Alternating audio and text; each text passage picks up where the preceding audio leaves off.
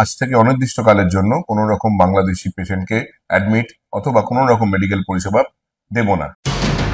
ভারতের পশ্চিমবঙ্গের উত্তর কলকাতার জেএনআই হাসপাতাল আর বাংলাদেশি রোগীদের চিকিৎসা সেবা দেবে না বলে জানিয়েছে। বাংলাদেশে ভারতীয় পতাকার অবমাননা এবং দেশের সংখ্যালঘু হিন্দুদের ওপর কথিত অত্যাচারের প্রতিবাদে এই সিদ্ধান্ত নিয়েছে হাসপাতাল কর্তৃপক্ষ।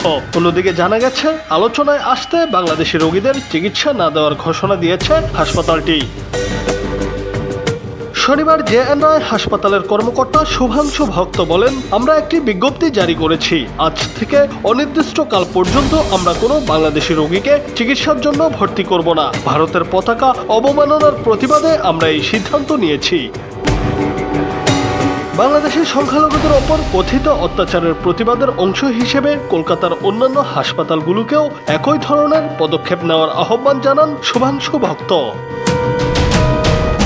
এর আগে ভারতের জাতীয় পতাকার অবমাননার প্রতিবাদে বাংলাদেশি রোগী দেখা বন্ধ করেন প্রখ্যাত ভারতীয় স্ত্রীরোগ বিশেষজ্ঞ ইন্দ্রনীল সাহা। বৃহস্পতিবার রাতে তিনি সামাজিক যোগাযোগ মাধ্যমে বাংলাদেশে ভারতের জাতীয় পতাকা অবমাননার একটি ছবি পোস্ট করে জানান, বুয়েটের প্রবেশ পথে ভারতীয় জাতীয় পতাকা বিছিয়ে রাখায় চেম্বারে বাংলাদেশের রোগী দেখা আপাতত বন্ধ রেখেছেন। তিনি আরো লেখেন, আশা রাখবো সম্পর্ক স্বাভাবিক না হওয়া পর্যন্ত অন্য চিকিৎসকরাও তাই করবেন।